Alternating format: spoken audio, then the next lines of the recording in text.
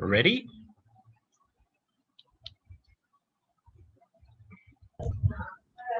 Encik Muluk boleh onkan mic?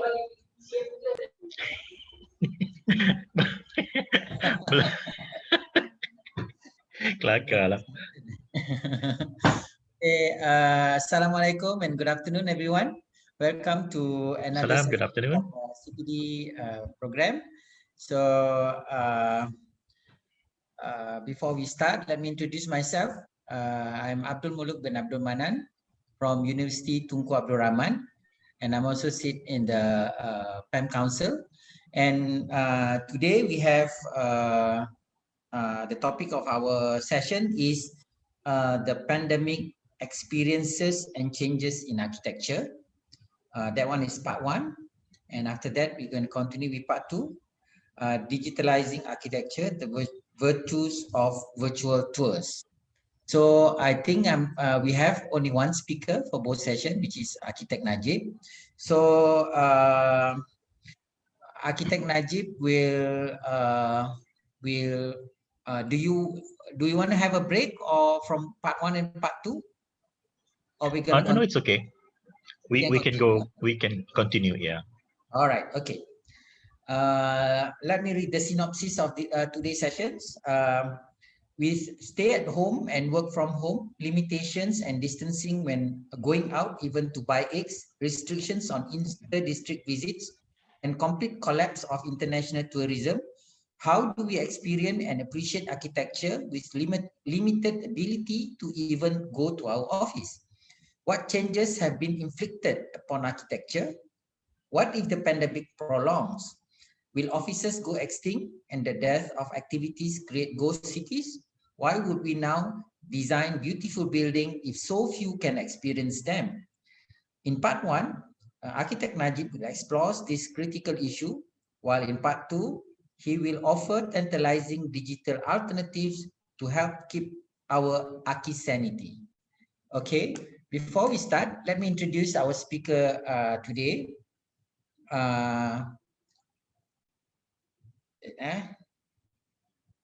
Architect Najib graduated from Rensselaer, New York with double degrees in architecture and building sciences with minor in history and anthropology, giving a unique combination of insight into our industry from different angles.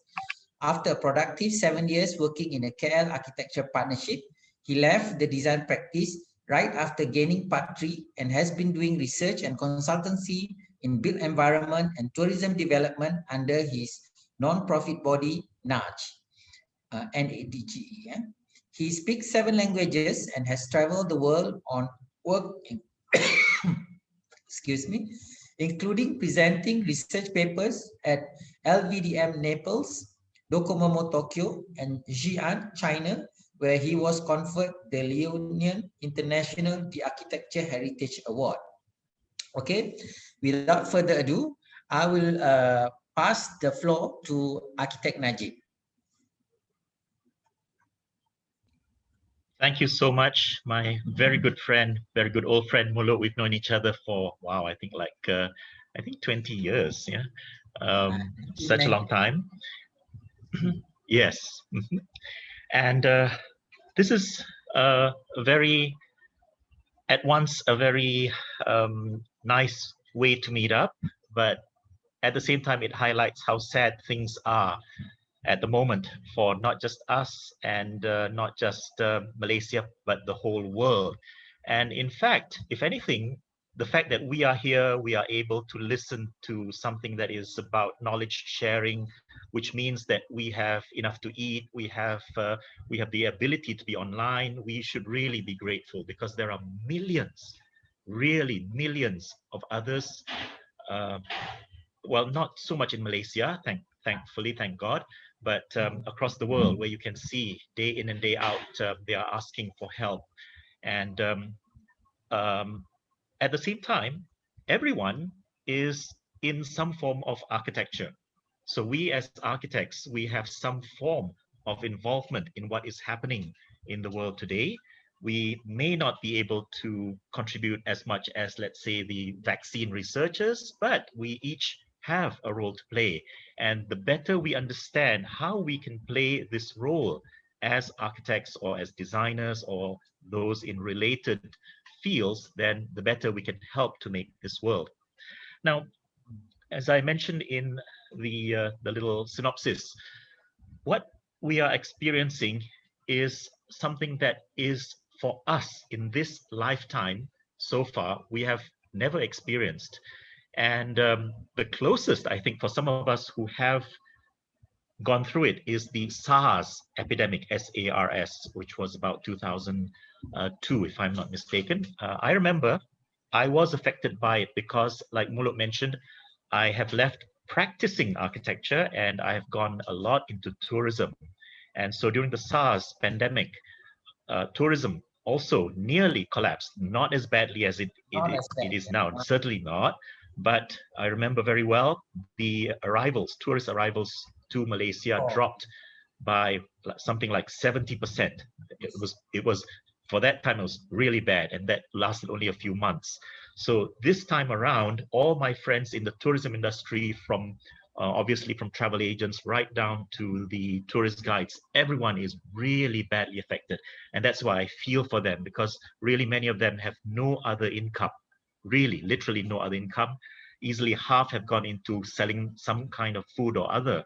And sikit sebanyak, I try to help them by having lunch, by buying food from those who sell food, since by the grace of God, I can afford it. I'm not a millionaire, but at least I can share some income.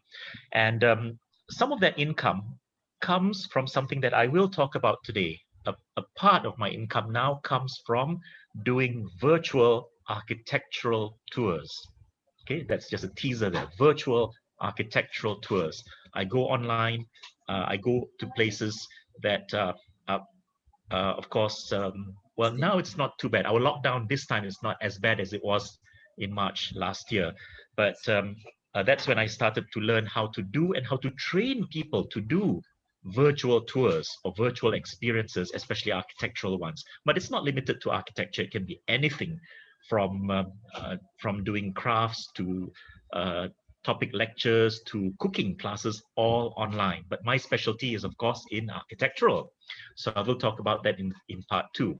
Now, in part 1, I will be sharing slides shortly, but this is sort of like what we call the Mukaddimah, the prologue, in which I will talk about a range of things, beginning from the philosophy of what we're going through, and then going on to the psychology of the things that are affecting us as architects, as users, as also thinking from the point of view of our clients, of our customers, of all the users of architecture, and how they view what architecture is today.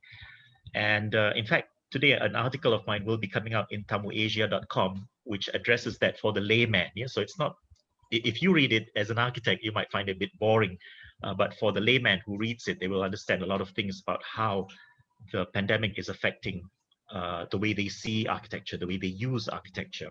Okay, and I will talk about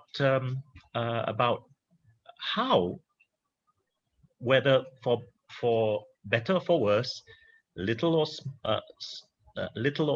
or a lot, the pandemic has affected how architectural design is being seen. Okay, and some of it is a bit conceptual. Some of it is very, very practical.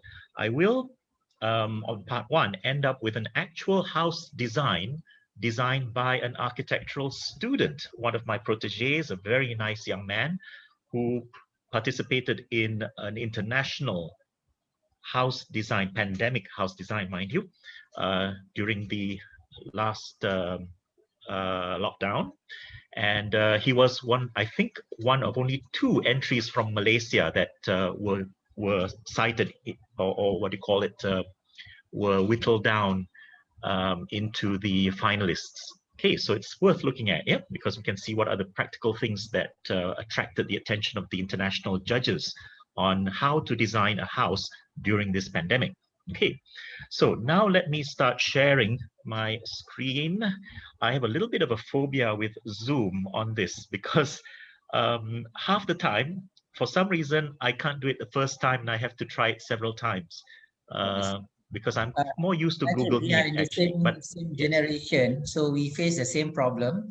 So that's why it's for this scary. seminar, I actually travel to PAM. I'm actually at PAM Center because I'm very bad in the things. I should have done that actually. Yeah, I get help from PAM Secretariat to to get into the room, Okay. set up everything. Okay, I'm Because I don't trying trust now. having something like this from home because the internet connection is not very good. Yes.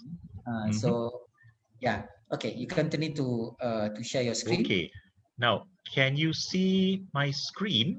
Yes, we can see your screen. The basic PowerPoint. Okay, now I'm going to go into presentation mode. Yeah, hopefully that works. Please make it work. Why is it not moving? Okay, can you see the basic Pandemitecture? Okay, so it is working. All right, now the writing on the right hand side is what Muluk has kindly read out for us, so I won't go into that again. And I'm going to straight away go into the beginning with the psychology of how we are in this pandemic with regards to architecture. And this is a lovely photograph that I actually bought from the internet. Yeah, I didn't what do you call it, chiplak? Yeah, I bought it from the internet because I thought it was so relevant to what we are looking at now in the world today. So you see, to begin with, people are trying to make the best of it. See, even in this picture, a picture speaks a few words, even if not 1,000 words. But there's a church there. Okay, there's an element of how so many people are seeing this from also religious points of view, and which I'll share as well, because religion is a part of most of our lives. Maybe not with atheists, but for the majority of people, the spiritual aspect is a big thing, and that affects architecture too. And yet everyone hopes to stay safe, and so they even really put it on the window of the window lighting of the skyscraper there beside the church. So we go on, and one question that I have asked in the synopsis is, what is our experience of the world now with limited ability even for us to go to our office during the lockdown, not just in Malaysia, but everywhere in the world where there was a lockdown, and many places are still in lockdown off and on, like we are experiencing partly now. You couldn't even go to your office. You have to work from home. You have to change your mindset. You have to change your whole working environment. And this in itself has created a lot of problems, one of which is everyone knows by now that although you can work from home, it's simply not the same. It's just not the same. Study after study has found that working from home is possible, but your productivity goes down for various reasons, which I won't go into the detail except when it touches architecture, and I will go further on that. But what before we were able to experience freely, you can, obviously you can just go out anywhere as long as you have the money. You can, from a simple thing like going to the kedai mamak to have teh tarik, or to go to like this beautiful place in Turkey. It's all a memory for now. We don't really know when we are going to get all this back. And I'll talk a little bit more about the possibility that we might not actually get it back for many years. Okay, I know this is a bit alarming. Most scenarios don't, but a few experts are just giving a warning that be prepared. This might go on longer than we might think, even with vaccination. And I'll talk about that more. But the thing is, what we are experiencing now, okay, will affect our overall architectural, the infliction of it on architecture. The first thing, okay, as this picture shows, the first thing that affects our experience and architecture is the restriction on mobility. That is the biggest thing, the restriction on mobility, because you don't want to get infected, you don't want others to to infect you. And if you are infected, whether you know it or not, morally speaking, you don't want to infect others. And so the authorities everywhere, not just Malaysia, have gone to draconian measures to try and prevent further infection. So you have things like this, which are quite alarming. If this were a military situation, this would be really psychologically terrible for everyone, because you can see barbed wire, you can see both the police and the military, and they're carrying guns. It's very, very alarming if this were a political situation, if this were some sort of an invasion. But actually, it is an invasion. It's just by something that we don't see. And sometimes, because we don't see this invader, some people take it too lightly.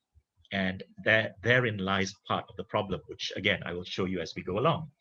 But overall, I think we should be grateful that in Malaysia, although we feel that we are in a bad situation in the last few months, but by world standards, we are actually slightly above average in the world, slightly above average, actually. That means that by international standards, the spread in other countries has been mostly worse. Of course, there are some countries that have done very, very well. But again, you need to look at how they, for example, closed their borders very early before we did, or their people are very, very, what do you call it?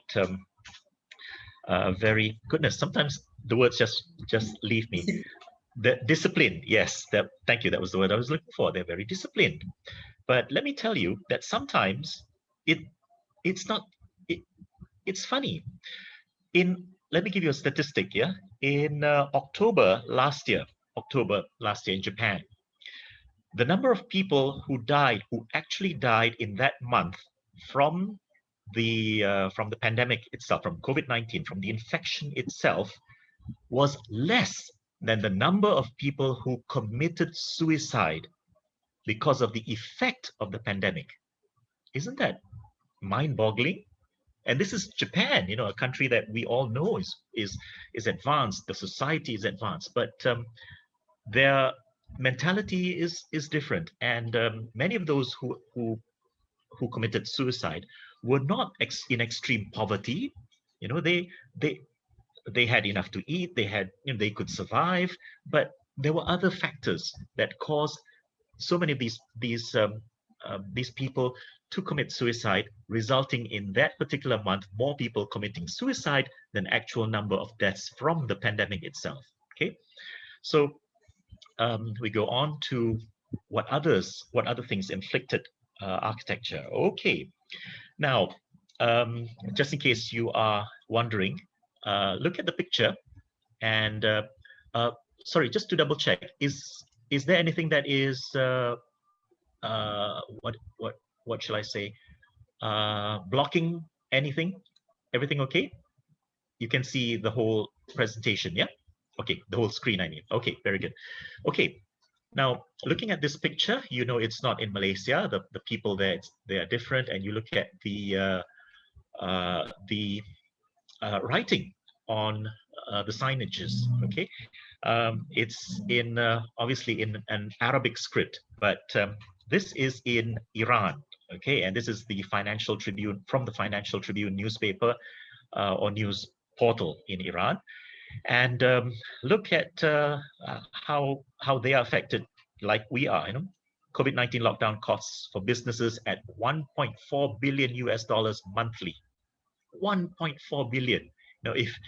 So don't be surprised. We are losing just as much in proportion to our population, or in proportion to our economic situation.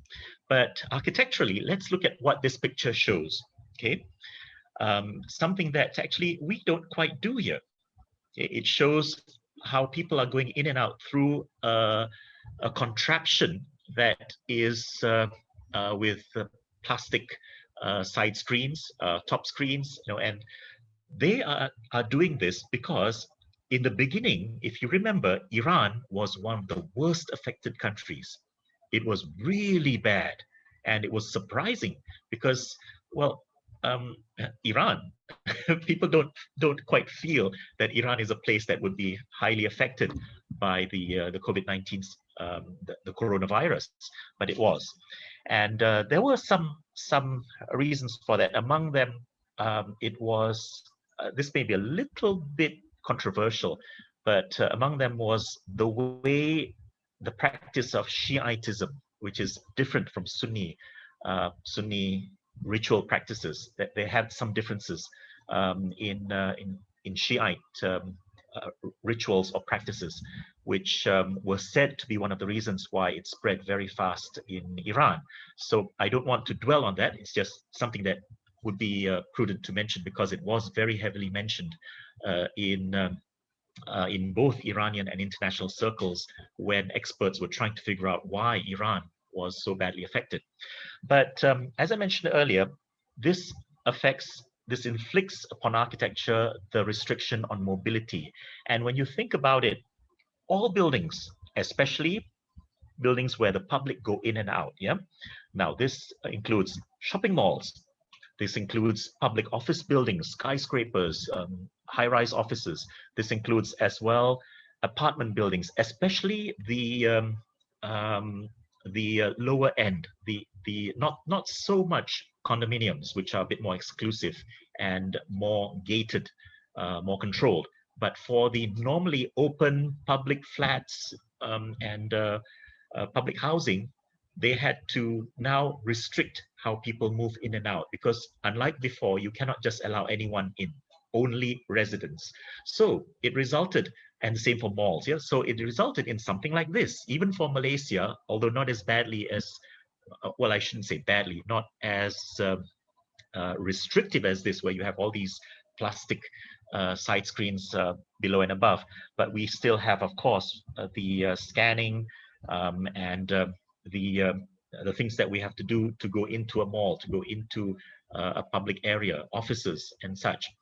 But it also resulted in the unexpected fact that you have to also close a lot of other entrances and exits.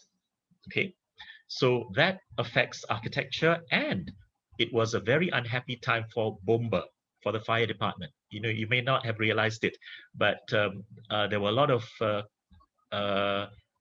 quiet discussions among building owners with some architects on how to now control exit and entry and exit because of the COVID-19 controls needed, and at the same time allow for what is normally meant for emergency exits for Bomba and all that, because many were locked.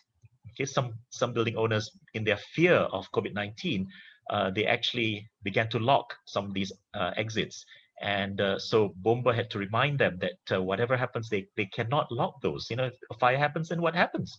So this is something that whether we see it as a big issue or not, it was something that affected us in architecture and had to be dealt with. So even today, there are still some malls where you see that, you know, you get frustrated because malls with many entrances, there'll be some entrances that are closing. You have to walk all the way the other way to get into the entrance. That is controlled with the scanner and with the contact tracing and so on. Okay, so the lockdown that happened, okay, this is a nice picture of that, because everywhere in the world, not just for us in Malaysia, but there was a lot of argument on how much opening and closing was allowed, who was allowed to open, which places, how about religious places, and that one I will dwell on a little bit more, because being a majority Muslim country, this really became quite an issue for Muslims here. Luckily, it was never violent, but there was a lot of controversial argument on whether to open or not the mosques and how to do so if they were open, because as this article mentions, all mosques and surah activities, including Friday prayers, will be temporarily halted during the PKP, during the MCO. And so let's go on to that a little bit, because it's quite interesting And different countries did have some slightly different approaches on that. Yeah. Now, when we had our first PKP, our first MCO, in a way, because it was so novel, it was so unusual, it was a little bit celebrated. If you remember, people sort of, not to say celebrated happily, but they celebrated the novelty. Okay, you may not have realized it, but people were like, wow, betul kena duduk rumah lah, and everybody was like, there was a certain sense of solidarity where everybody understood that you have to stay at home. And it worked for Malaysia. It did work very well for us. We were quite united, actually. Of course, the authorities with their patrols and the fines, saman that were given on people who did flout the rules was helpful. But it resulted in what you see in this picture in pretty much all mosques around Malaysia. They were only open just for maintenance, both physically and spiritually, and only 3 people per mosque were allowed to pray at any one time, just to keep the mosque alive. The imam, the assistant imam, and the bilal, or the caller to prayer, the muazzin. And so this is how it was in all mosques in Malaysia. And of course, at the beginning, many Muslims were very irritated. They were very annoyed. They couldn't go to the mosque. But for the most part, Malaysian Muslims were quite understanding for them. Yeah? We hear of other countries where people flouted the rule and they went to the mosques and en masse, resulting in clusters from mosques in those countries. So I hope people learned their lesson on that, because it could happen anywhere, not just mosques. And indeed, we did have a church cluster in Sarawak at the beginning as well, besides the Tabligh cluster. So when we go ahead and look at what it was before, it's really just amazing how we had to adjust our psychology on accepting that we have to pray at home. We have to people who there were a little bit of cartoons here and there about fathers who had never become the imam in their at home for their family, suddenly having to learn how to become the imam for their family's prayers at home. And that was, in a way, that was good, because then they learned how to become imam. There were some jokes about that because it was a real thing. Yeah, many heads of households in Islam, of course, the man is the head of the household and he has to lead the prayer for the family. There were some who could not do that at first, so they had to have crash courses in doing that. And so eventually, when the PKP, of course, this is before PKP, this picture was the year before. And in the same mosque for Aidil Adha, that's the Hajj celebration prayer, it was entirely different. People understood, and this is the same mosque in which people had to space themselves out.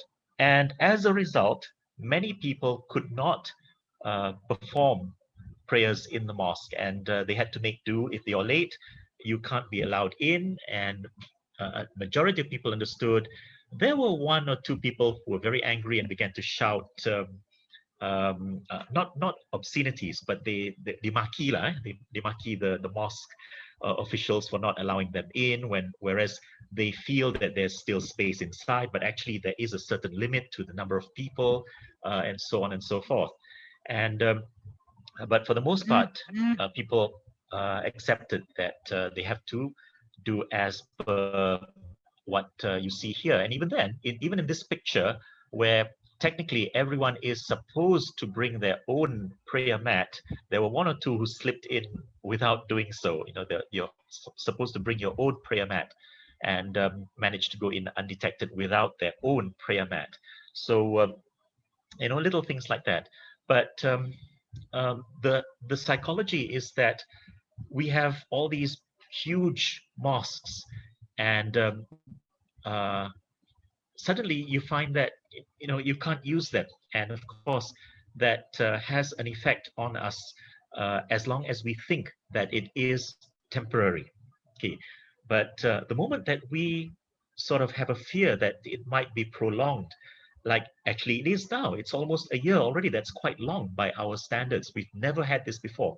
And it's something that affects how we now see that mosque as being a grand, especially the bigger mosques, as being grand structures, but humbled by a coronavirus, which again, well, all creatures, all beings in the end are existing with the for Muslims with the permission of God, and I think in other religions as well.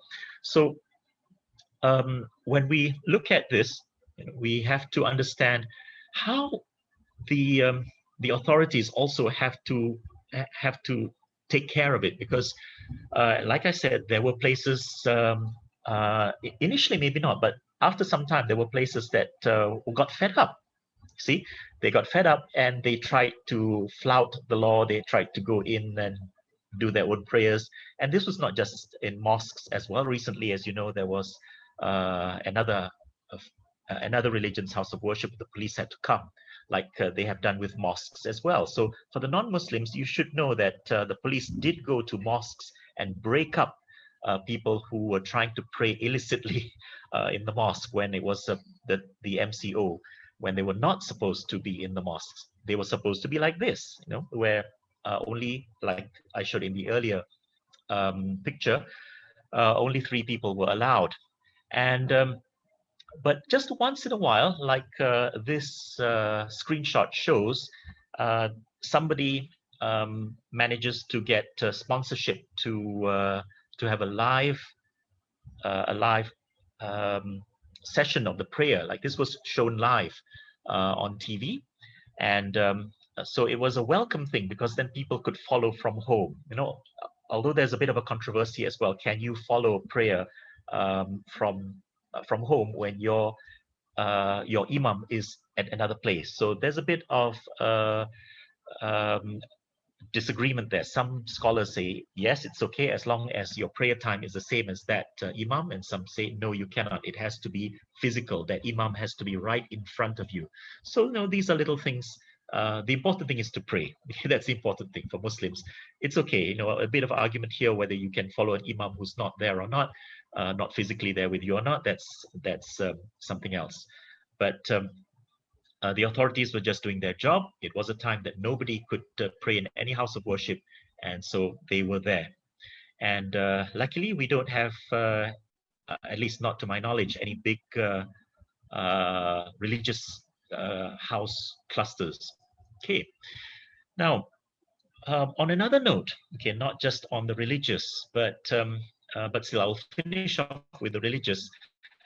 This is, of course, not in Malaysia. This is the Grand Mosque of Sheikh Zayed in Abu Dhabi, United Arab Emirates. And for those of you who have been there, I believe this is currently the biggest mosque in the world.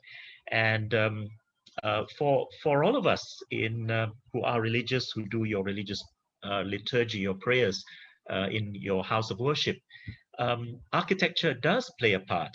Okay, the way you already feel as you go in, it affects how you begin your thinking, how you begin your spiritual journey towards your prayer. But of course, once you start your prayer, then the surrounding architecture no longer matters. It's between you and God.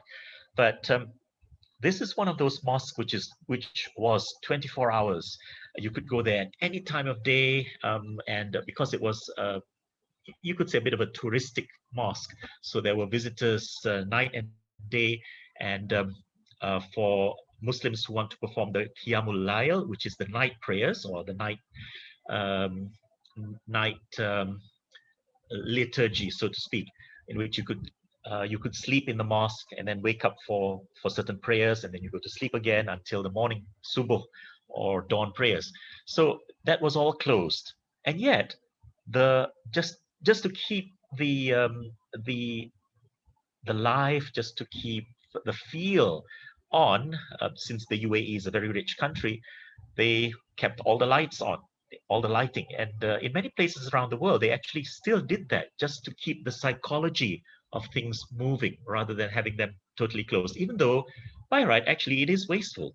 You're having all these beautiful lights on, but nobody is there to enjoy them except for this single photographer who took this beautiful photo and shared it with the world. So at least there was some record of it, and we here can enjoy. We know that they wanted to keep that feel of life there, even though there was a time when the UAE was also in total lockdown like we were, and nobody was allowed into the mosque except the caretakers and the imam and so on. But there you have it. We are still psychologically trying to keep ourselves, trying to keep our architecture, trying to keep our cities, our urbanity alive. Whereas, of course, for the small mosques around the world, or for small houses of worship, for smaller buildings, which are not catering for a mass experience of urbanity, then of course they kept all their lights off to save money and to save the environment as well. But in the big cities, in the capitals, it was still something that was continued, because the governments wanted to show to the people that, okay, we are in this, but we have to keep some sense of sanity to go on, even though there was a waste for that. But now, if this continues, there would be a question: why would we now design beautiful buildings if so few can experience them?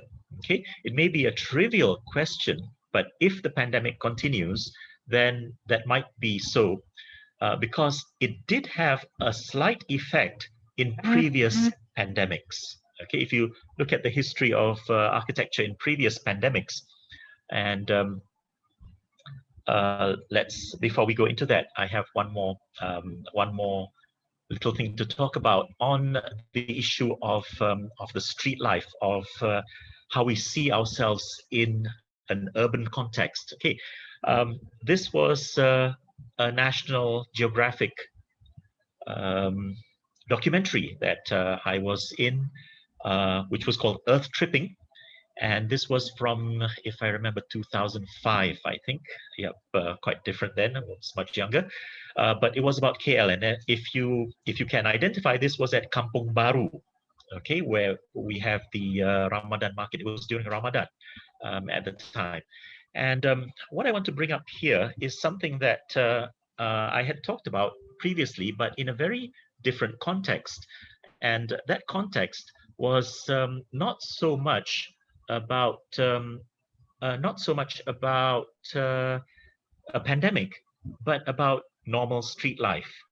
And I paraphrased the quote from Graham Shankland, the famous British architect who died in 1984. But before he died, he gave us this very famous quote: "A city without old buildings is like a man without a memory." And this has to do with heritage architecture in, especially in modern cities. And so nothing to do with the pandemic at the time. And similarly, when I was doing my own research on heritage, the thing that came up also was that it's not just about heritage buildings, but what happens around the cities, what happens not just around those heritage buildings, but what happens around cities themselves. So this was my quote: "A neighborhood without street life is like a woman without a smile," which complements what Graham Shankland had mentioned. And I used this quote, I created this quote for a heritage architecture conference in 1998. But now it has a certain resonance with what is happening today, because we don't have much street life during lockdowns. Sure, people go out, people are allowed to go out to buy food for essential things, but it was nowhere near like a normal day. But today, literally today, it does look pretty normal, even with the pandemic, because people are going out. You can't keep people in the house for too long. People just go crazy. They have, calling it cabin fever, like some people do, is an understatement. Cabin fever. It's just more than that, and people just have to go out and get a street life, because if not, a place without street life is like a woman without a smile, and nobody can live without smiles, without smiling.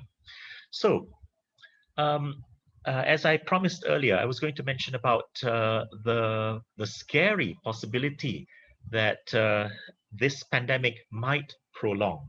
Okay, and looking at previous pandemics that happened around the world, this is certainly not the first one. Many people forget history, but even before this pandemic, as Muluk had mentioned, I had a minor in history in university, and so I had studied about pandemics as well as part of overall world history. And the most recent in memory that was as bad as this one, in fact, in a way it was worse, was of course the 1918, 1920 influenza pandemic, which was not a viral viral pandemic. It was bacterial, which in a way is not as bad, because virus is even worse, it's even more difficult than bacteria. But it was so bad, it was worldwide. And even in this tiny city of Kelowna in the United States, there was this, remember in those days, there was no internet, so everything was published in newspapers. So just have a quick read through, notice by given that in order to prevent the spread of what they called at that time the Spanish influenza, all schools, public and private churches, so there were public churches, there were private churches, theaters, moving picture halls. Now this is interesting, moving picture halls. Remember 1918, movie theaters were not really, they were very new, okay? And they were called moving pictures. Interesting, yeah, moving pictures. So a few had started to be introduced here and there, and so they were called moving picture halls. Now, theaters were really live theaters, so today we have intermixed them. Theaters are also for movies. But in those days, when you say theater, it's really more of a live performance theater. Pool rooms and all these other places, including lodge meetings. That's interesting, yeah? Lodge meetings, that means Freemasons, okay? So they were closed until further notice. Now, people initially thought it was going to last just a few months like normal flu, okay? Flu has been around for thousands of years. Everybody knew about the flu, but this flu was different. It was going to die out and resurface until 1920. For almost 2 long years, people were just dying everywhere. And the worst case scenario in historical records that puts this, that blames this particular pandemic is 100 million people died. Okay, now to get a feel of things, in Malaya at that time, again, there are records. The British were already here, they were keeping records. Many people don't know, but actually in Malaya alone, 35,000 people died from what was called the Spanish flu pandemic between 1918 to 1920 in Malaya, including one sultan. Okay, the Sultan of Perak also died after going out to the kampungs to distribute aid. Being the Sultan, he wanted to see his subjects. He went out, even though the palace officials were saying, please don't go out of the palace, please stay in the palace. He wanted to see how the people were suffering, and he was helping to distribute aid, and he got the pandemic and he passed away. So it affected even a sultan at that point in time. In fact, a lot of VIPs, and there was even a lot of talk that and even official complaints that the British were not doing enough in Malaya to help contain the pandemic then, because Britain itself was grappling with its own pandemic back in Britain. So there you have it. But don't forget, there were others before that. In overall history, don't be surprised that there were about 20 very, very severe pandemics that happened around the world. But I'm just going to give you 2 others which were very, very bad. And that was the most famous was probably what is called the Black Death, which it was most famous in Europe because Europe had a very good record of it. But actually it was near worldwide. The only place that was not affected was North and South America, because at that time, North and South America had not yet been reached by the Europeans. but it was worldwide. It was in China, it was in India, it was in the Middle East, but it was so well recorded in Europe that people think it was a European plague, but actually it was worldwide. And in Europe itself, close to 40 million people, and with estimates from other parts around the world, in Europe itself, 50 million died. In Europe itself, 50 million. There's not enough record of how many people died elsewhere, which is why people thought this is confined to Europe, because in other places it was just not so well recorded. Now, the third, what is called the third plague, because this was the third big plague of the bubonic kind, which the Black Death was. Previous to that, there was one called the Justinian plague in Europe as well. And the third plague, which was of the bubonic type, was first recorded in Yunnan in 1855, and 15 million people died before that pandemic died out. Now, in all of these, notice how it lasted for years. Yeah, it lasted for years and years, and it had a great effect, and it did affect architecture, because not just so many architects died as well, but in fact, the president of the Ikatan Arsitek Indonesia, our friend, some of you will know him, Pak Juanda, he also died of COVID-19. So with that as well, there was whatever buildings that were needed at that time, they were simpler buildings, because people didn't have the feel. They didn't feel there was enough. Money was one thing, but they didn't have that the spirit of designing, of creating a building that would otherwise have been designed in a much more grand manner, and so on and so forth, if it was during the normal times. So it did have an effect on architecture. And if this goes on, okay, so now this is where I talk about what's happening with us now. Yes, we are on the verge of getting vaccinations, and there are two things.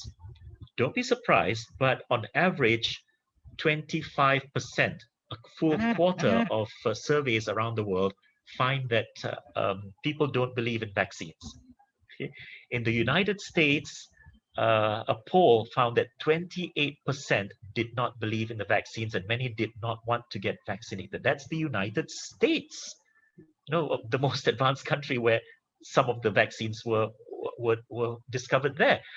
But it's the same around the world, and of course, in Malaysia, you have the religious dimension. Some people think it's a conspiracy. The Illuminati, the Jews, whatever it was. These are real sentiments, and so they are very angry that they are asked to be vaccinated when they honestly feel that this vaccine is some sort of huge conspiracy.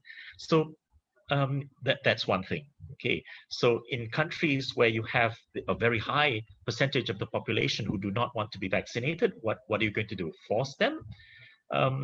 So that's one aspect of it. Now, the other aspect of the danger of this pandemic prolonging and affecting us all, including architecture, is the fact that this COVID-19 coronavirus has appeared to mutate very fast. Okay. Just 2 days ago, a new mutation was detected in the United States. And the scary thing is that there's a possibility that the vaccines that we have now, that are being developed now, will not be able to cater for new mutations. Then what? We all get vaccinated, and then suddenly new mutations come up, and you still have the pandemic going around. Yeah, I'm not trying to scare everyone, but there's a reality there. Yeah, so we have to learn how to cope with it should that happen. For one, of course, like everyone else here, I really hope and pray that that does not happen, and that everyone understands the need for vaccination, and that the vaccine will be effective even for new mutations. But we don't know. Okay, until that happens, we don't know. So to go for design issues, we have to look at, we have to share. We have like what we are doing now. And there are some sites, websites that help to do that. This is one that I happen to follow. It may not be the best, but it's Archinect. And if you haven't followed it yet, they do have a lot of updates on COVID-19 and architecture. Okay, what are the latest things, the latest developments? Because even architects are also involved in the designing of face masks, the designing of protective gear. You know, architects are doing that. Norman Foster and Partners actually designed their own PPE, which and manufactured it as well, and it's being used by architects in the UK. See, so these are things that are happening with architects around the world. So this is where I share an actual design, which I mentioned earlier, was one of the shortlisted entries. One of only, if I understand, only 2 shortlisted from Malaysia. This was an international competition, so I'm very proud of Radin Fikri, who designed this. He's a student at UKM, Bangi, Faculty of Architecture. And now, to look at it practically, okay, in a way, this is a bit of an overkill, okay? When he was designing this, and I was his instructor for this, he was, or we were looking at even a house that is so self-contained that should there be an epidemic that where the coronavirus turns those infected into zombies, literal zombies, this house is for you. Okay, because this house protects you not just from the normal coronavirus, but if people turn into zombies, then this house can be transformed into your own personal fortress for you and your family. Okay, now the good thing is that why the judges liked it, because it doesn't look like a fortress.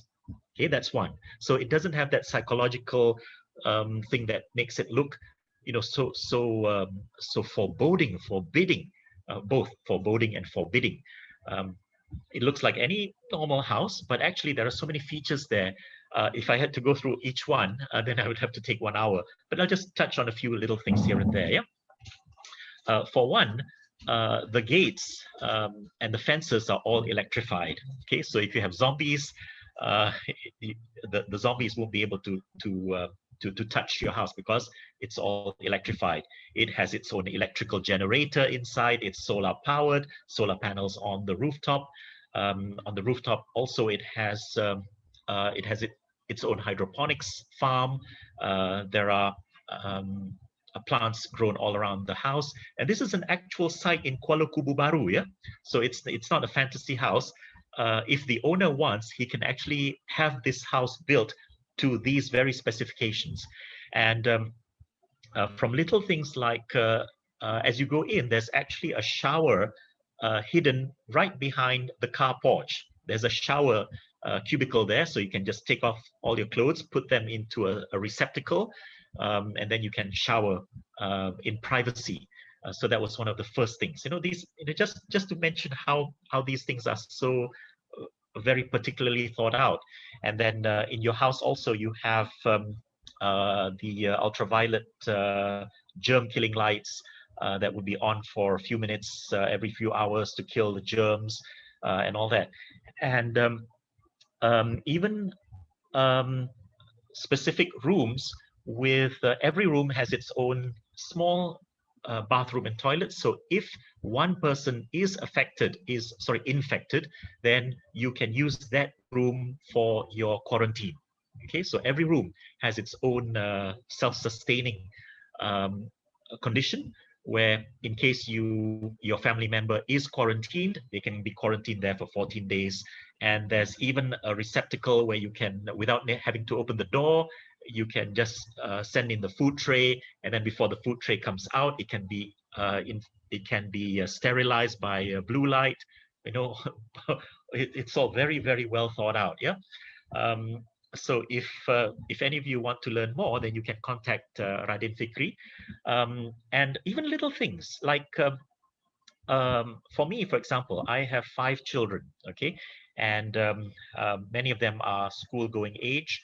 And so when they have to sit at their desks for their online classes, okay, we found that actually it might not be a good idea to have everyone in one study room, because when you really want to, or even like myself, for example, like what I'm doing now, okay, if I were to be in the same room as my kids who are having their online class, then I would be disturbing them.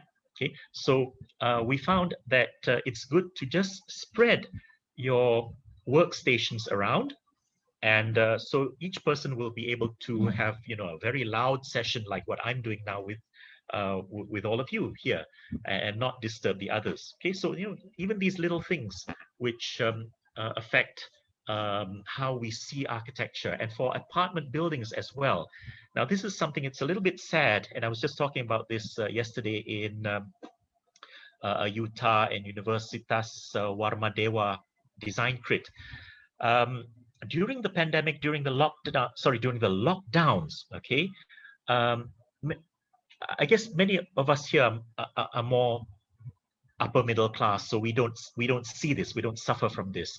But those who are in small houses, big families cramped in small houses, there is the danger of rape and incest. Okay, and this is a sad thing. It happens all around the world. There are news reports that cases of rape and incest have multiplied during lockdowns, because people, well, you understand, I don't have to say it, yeah? So when we as architects design buildings, maybe somehow we need to look at that. You know, we need to look at how the spaces that we design can be, even if you don't have too many rooms, because sometimes you don't want too many rooms. You have spaces where the occupants, especially the women, yeah, the young women, they can have a way to put their own screens. They can put langsir curtains, you know, to give them that sense of privacy, at least psychologically, at least, rather than having everyone sleep bergelimpangan, you know, openly in one area, and that could unfortunately invite unwanted advances. Okay, but this happens. So those appear like little things, but they're little details, but they're very critical in how people experience architecture, what we design. Let me just look at my notes here as well. Okay. On a bigger note, before that, I go into, this is the next panel of Raden Fikri, and it just touches on more details of how the house is. You see, there's the underground, the water tanks, the generator, which connects to the solar panels on the rooftop, and you can see the plan of the rooftop there with the parts for the planting of vegetables and so on and so forth. I think most of us who have gone through this lockdown have invested in some plants. My family has. My wife has started to do some home gardening since the pandemic. So that's one little positive thing that came out. You know, before this, we just thought, oh yeah, just buy everything from the pasar. But with this pandemic, we have started to sedikit sebanyak lah think about some self-sustainability. Yeah? So we have planted a few fruit and vegetable plants here and there. Well, just to get that feeling of self-sustainability. Going bigger, on a bigger scale. Okay, now we're going into part 2, in which how this has affected tourism. Okay, tourism, as I mentioned in the synopsis, it has collapsed. Okay, 7,000 tourist guides in Malaysia are completely out of work. They have to go out into the market and do other things. And besides that, hotels, easily about 20% of hotels in Malaysia alone, not to mention in the whole world, have already indicated that they cannot survive if this lockdown goes any further and if people don't travel. Okay, some big names have already closed. The Equatorial, the grandmother of hotels, of luxury hotels in Penang, has already closed down. That's that's an iconic hotel in Penang. So it's already gone. We don't know what's going to happen to the building. If there are investors who are going to come in and open another hotel, which again face the same problem. And it's the same with so many other things. Theme parks, museums. Some museums have closed down. Although they will reopen, but they don't know when. They are hoping for investors. They're hoping for government bailouts to reopen, and that's museums. Not to mention private tourist attractions. So these are all parts of architecture. We design things for these, for all these places, and we are going to be very, very affected by it if this pandemic continues, or if renovations are needed to allow for changes in how all these places operate, as per the same thing with mosques, restaurants, and so on. So now in part 2, I'm going to go into the digitalization aspects. Now, for this digitalization, it's not that long here, and I'm not going into how we design digitally. No, that is for others, because I think that's already quite covered a lot. We already do a lot of design digitally. Yeah? What I am going to touch upon is that experience of architecture, which we have not been able to do. Now we are trying to get it experienced virtually, digitally, online. Okay, so this is one of the first things that I'm going to show here, in which I have been involved in a project that was spearheaded by the Malaysian government. So this is a very good initiative by our own government to help all these 7,000 tourist guides who are not able to make a living. We are trying to help them to do their guiding digitally, okay, do their guiding online. So there are various ways of doing that. Either they actually go out, get permission to be on their own, use their phone camera, and go out and do tours for others who are watching them virtually online. Okay, now actually we cannot claim to be the first to do this. Actually, this is already done worldwide. In fact, we are a little bit late, yeah. And if not for the government helping on this, maybe we would not be doing it, because so many people simply don't realize, and many tourist guides are still not able to do it because they just cannot make the leap from physical to virtual tours. Okay, but under the Malaysia Productivity Corporation, MPC, and under that there's the Tourism Productivity Nexus. Thanks to them and the team of which I'm a part of, we have been able to create 500 Malaysians who are now able to make at least some sort of what do you call it, a side income from doing virtual tours like this one. This is a poster for a virtual tour of Masjid Jamek, the historical gateway to Kuala Lumpur, by a tourist guide, Johan Manaf. Yeah, you can read there, Johan Manaf. So he's a tourist guide, and he has prepared himself. He's got all his material that he presents on screen, like what I'm doing now, and people actually pay for it. Okay, this one is very, very inexpensive. It's just 10 ringgit. I hope you can see my cursor there. Yeah? It's circling around the 10 ringgit. So at least, he advertises it, and many others. Like I said, there are a few hundred people who are doing this now. And what I'm also urging, before I forget, is that when you see an advertisement like this, do support them. Okay, it's only 10 ringgit, and at most there are some that are 30 ringgit. For some that have already gone very, very experienced doing it, they can charge $10 US, which is about 40 ringgit, and it's going global. It's not just Malaysian. So even when Johan does this, his market is not just Malaysians. It's worldwide. As long as his marketing is good, he can get a worldwide market. So at least this is something good. This is something happening. And there are hundreds of others that are like this. I'm just showing you one which I happen to support him. I happily paid 10 ringgit, and I joined in, and we, even though I very well know Masjid Jamek,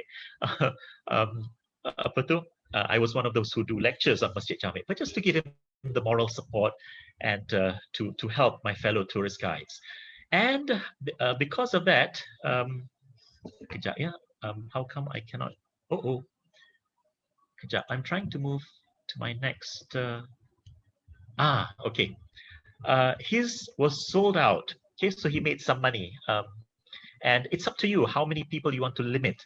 Now, by international standards, don't be surprised. By international standards, when you have online tours like this, it's actually a very intimate thing. It's limited to only between 10 to 20 people, not hundreds. Okay, so if you have 10 people and you charge 10 ringgit, then you only get 100 ringgit. But hey, that's not so bad. You do 1 hour. Usually it's a solid 1 hour virtual tour, and you make 100 ringgit. Jadilah, rather than no income at all, kan? So the more you do, the more you're able to market your virtual tour, the more income you can get. So very happy to say his was sold out. He made some decent, honest money, sharing his knowledge about the history of Masjid Jami as well as the architecture, of which I helped him. And now, just to show you what I do, okay? In addition to architectural tours, this is my flagship tour. I do an online virtual experience titled 5 Malaysian Stories Over 15,000 Years. And I actually talk for 1 hour with slides showing all the various things that have happened in Malaysia, well, in Southeast Asia as well. Because just look at this map here, okay? Immediately know, yes, this is Southeast Asia, but look at the map, which has been certified correct by geologists today.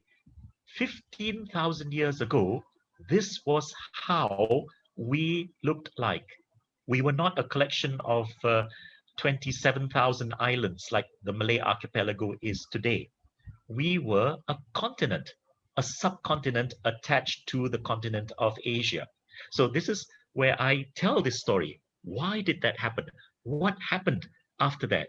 And then I go all the way up through the history of Lenggong, which is a UNESCO World Heritage Site for Malaysia, Kedah, Sungai Batu civilization from the 8th century BC. And this is no joke, yeah? The artifacts, the buildings, the architecture that has been found there has been certified by laboratories in Florida, in Germany, as being from the 8th century BC.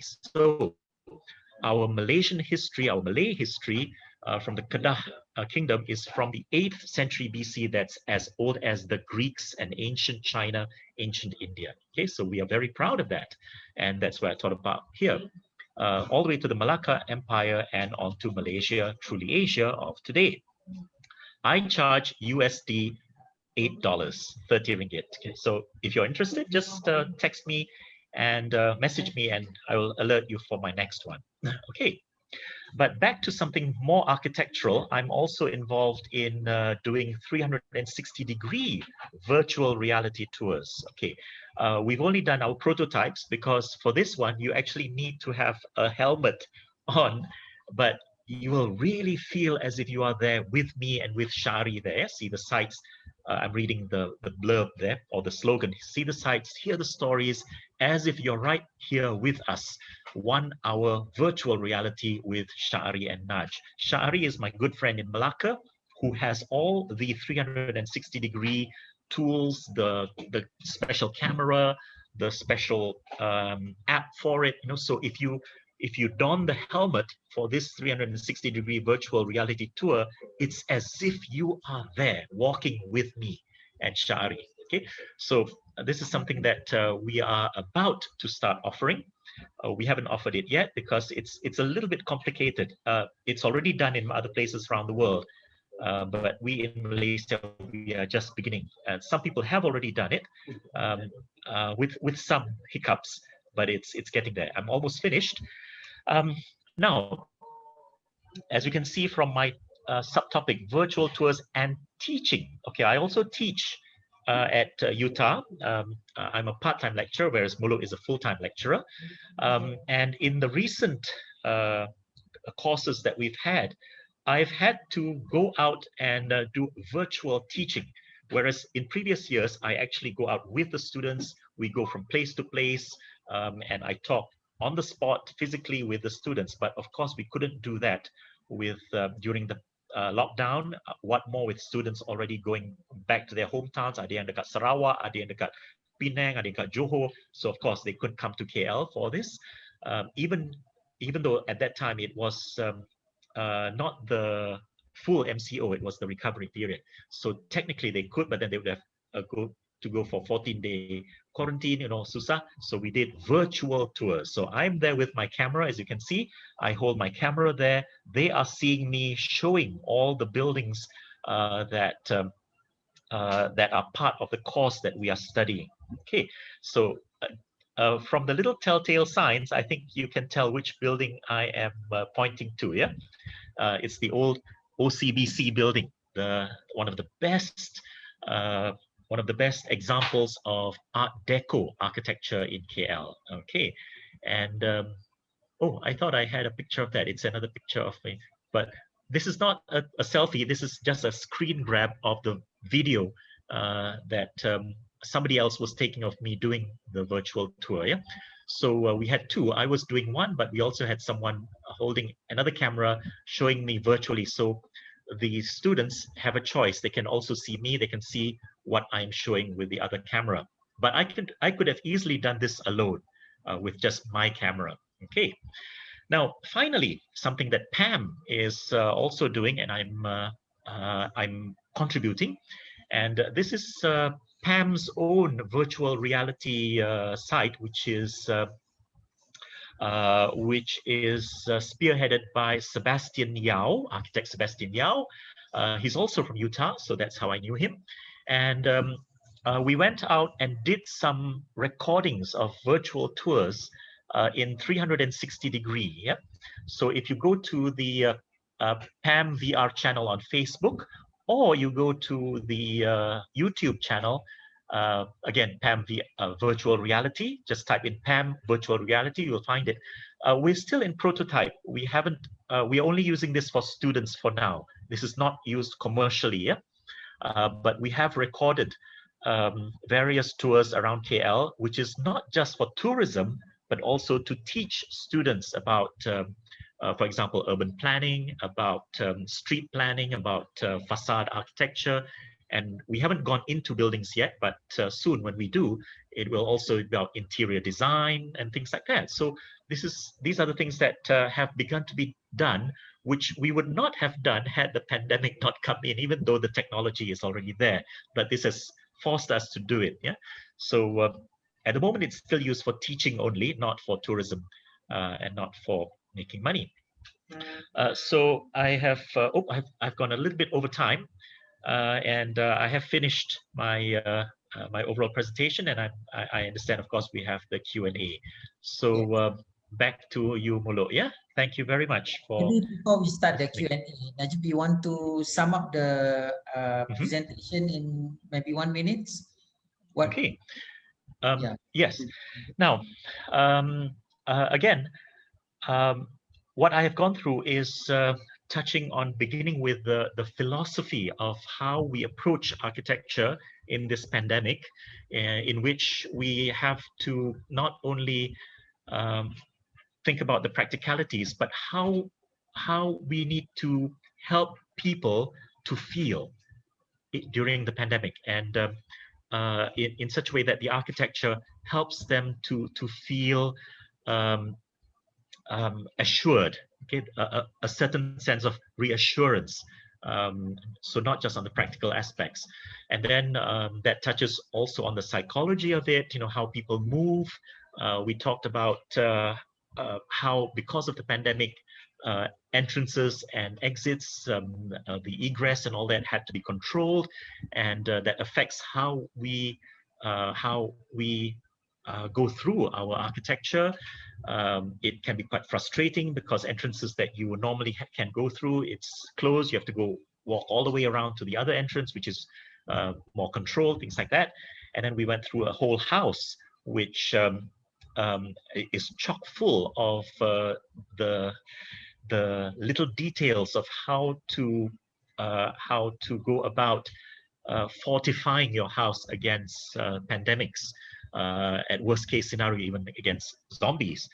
And then we also went through the digitalization of experiencing architecture, where both tourist guides and architects can do their own tours. Even you architects, you can do your own tours. You can sell your own tours of your buildings if you know how to market them. Yeah. So I hope that summarizes my presentation. Okay, thank you very much. You'll allow me to drink. Thank Najib. you. Okay, so we can start the question and answer session. You can type your questions in the Q&A segment, and we already have 2 questions here. Oh, okay. Yeah, Najib, you can read it Oh, directly. yeah, Or you I want forgot. to- I can see the. Yes, from Indra Ramanathan.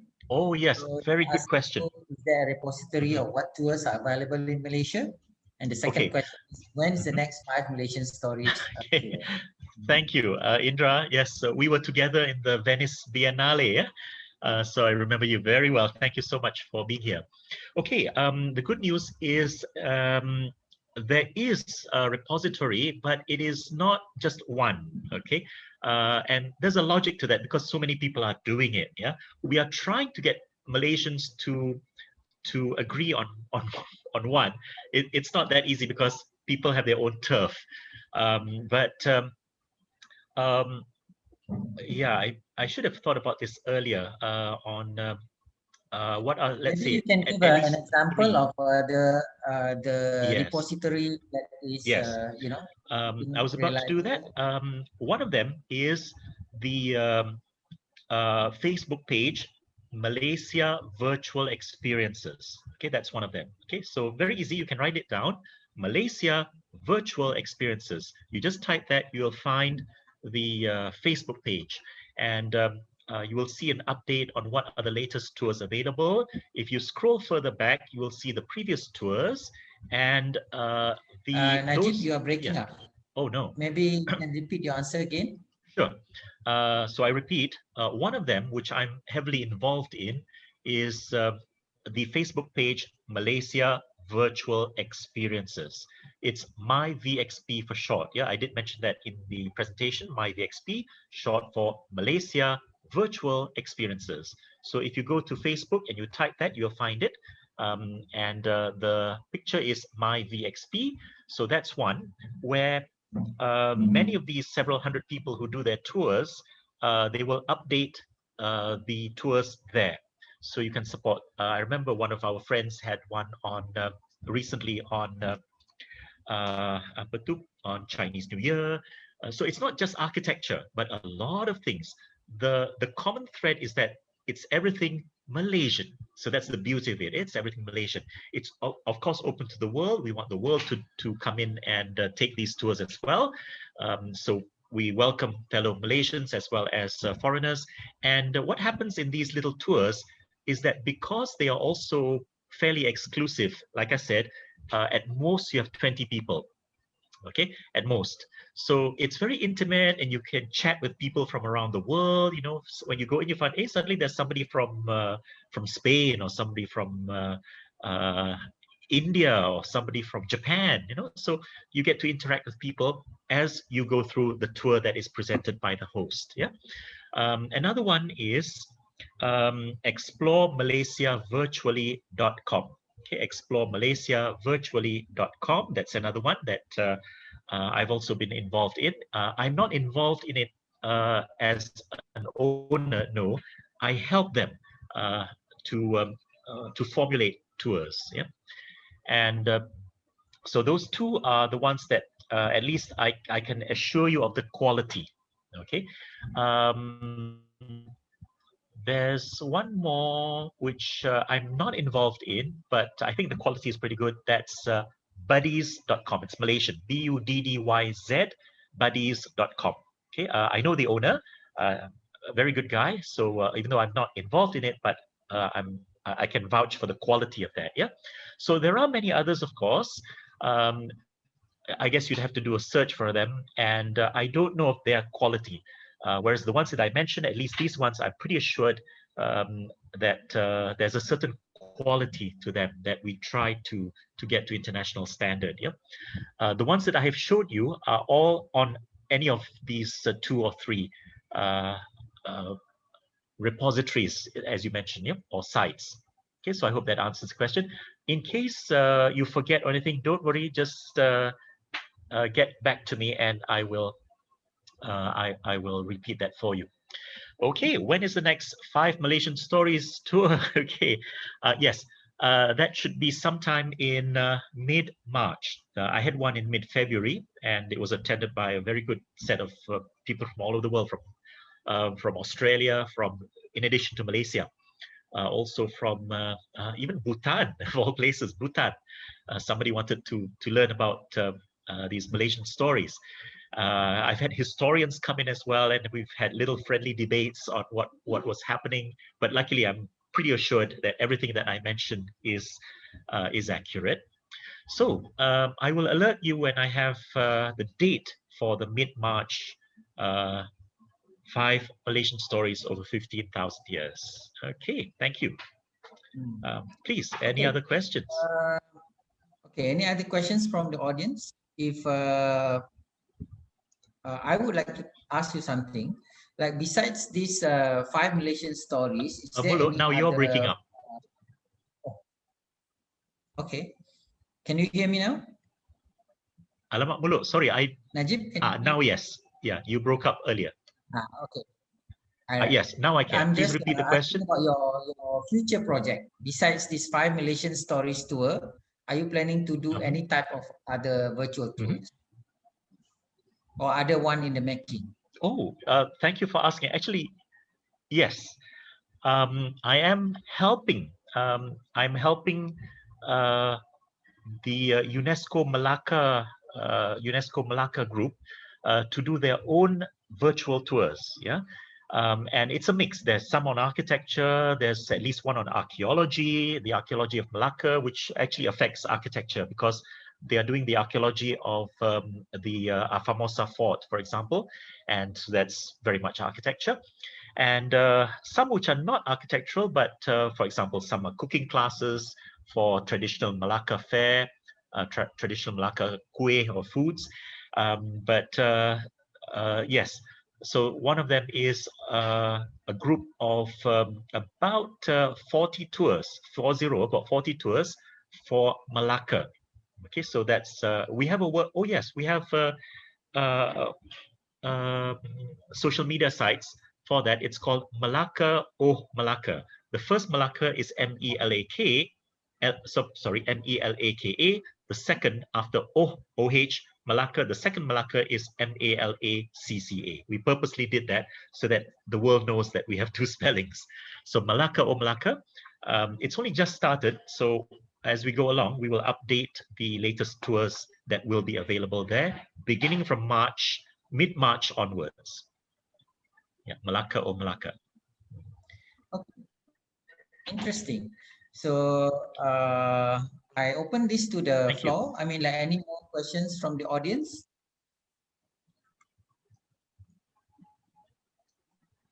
We have about maybe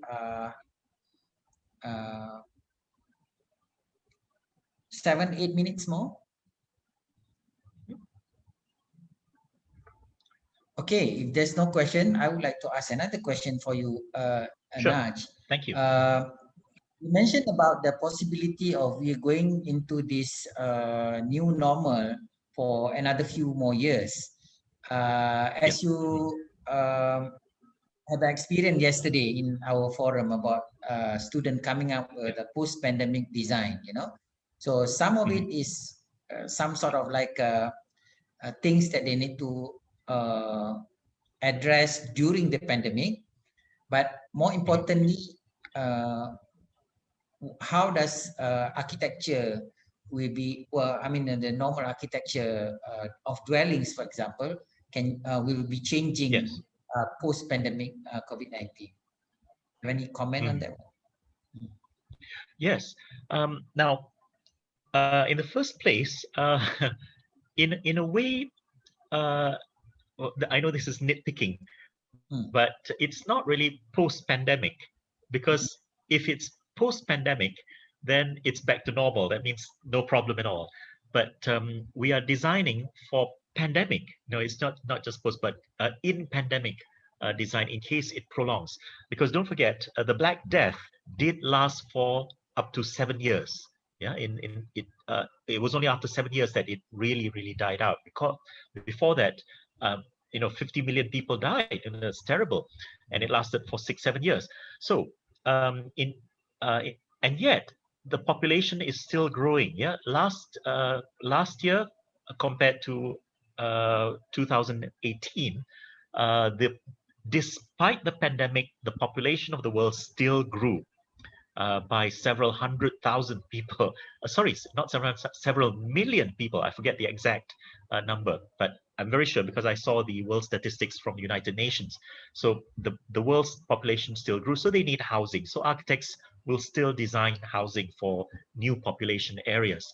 And so for the pandemic I'm housing, talking about some scientists that predict that this, this pandemic is going to be like a normal occurrence. It's not like every 100 years. Maybe it's going to be more often. Maybe every 10 years or maybe 15 years. So we need to make preparations for it. So if it happen again, we will not caught preparations for that. Yes. So any comment on in terms of the design of buildings or the way maybe it's the new normal. Yes. Very true. So it's good that you asked this, because I remembered some statistics here and there about particular things in architectural design, and one of them very simply was the balcony. The balcony. Now, in normal times, actually balconies are a bit of a waste. People like the idea, the concept of balconies in their house, in apartments, condominiums, but actually in practice, few people use them except to dry their clothes and little things like that. But during the pandemic, during the lockdowns, the balconies became really a lifesaver.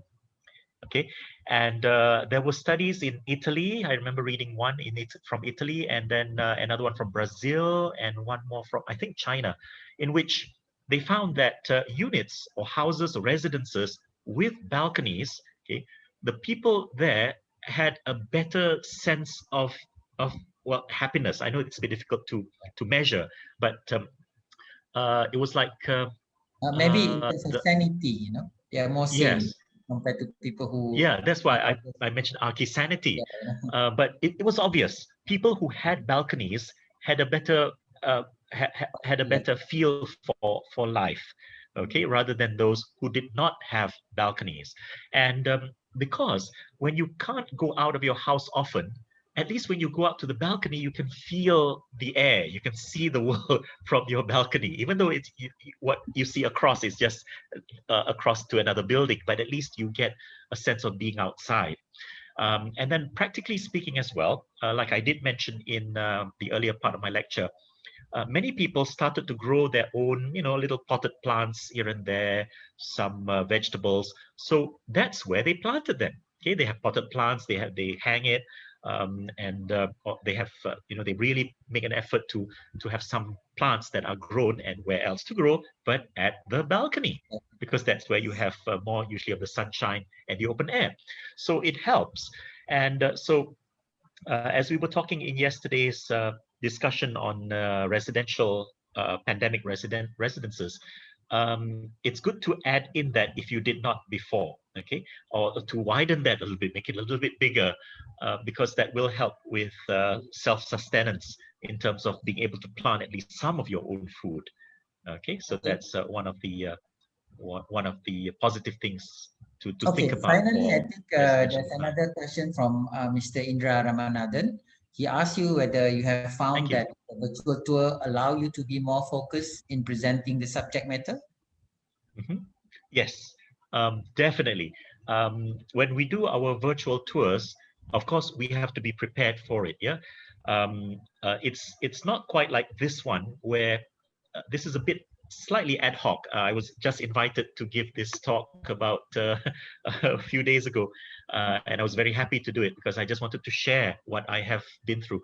But when we do our virtual tours, we actually do our recce before that, so we have to make sure we know the route where we are taking our virtual audience. We have to know the history of the buildings. We have to know the function, the latest developments of those buildings, the neighborhood, the latest. Even we have to know which shops have closed for good. Which shops are temporarily closed. For example, if it's an urban area.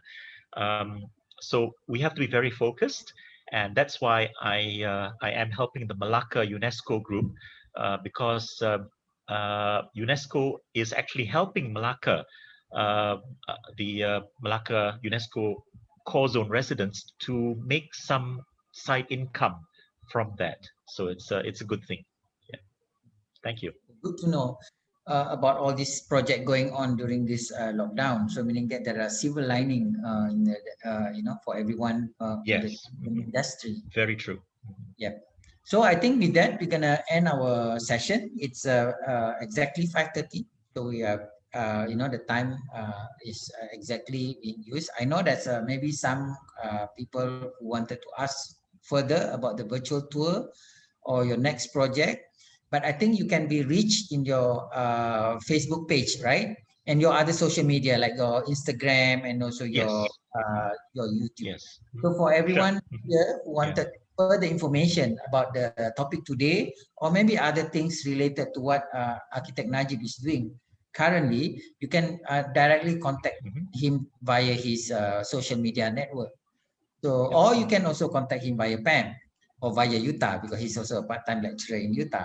Yes. So, okay. So with that, I sure. Any way that works. Yes. I want to thank everyone who came to join our CPD seminar here. Thank you, everyone. And I would like to thank also Architect Najib for sparing his time to provide this lecture for today. And everyone, I think everyone, we are all wishing all the best for everyone, and we can't wait to get the vaccine. So, so I think with that, I would like to end the session, and hope to see all of you in other PAM organized seminar and talks. If you want to get updates, you can always go to PAM social media channels as well, like Facebook, their homepage, where we are continuing with our regular program. Now, because of the lockdown, all have to move virtually. But I think once the rules have been relaxed, we're going to continue some small activities with, with a very strict protocol. Because I think the PAM center here is very quiet. Usually it's very happening, until very late at night, people are here. But I think because of the pandemic now, by 6, everything is closed. So with that, I think I would like to again wish everyone be safe. Hope to see all of you again. Thank you, everyone who attended. Thank you so much. Thank you very much. Bye. Bye. Thank you.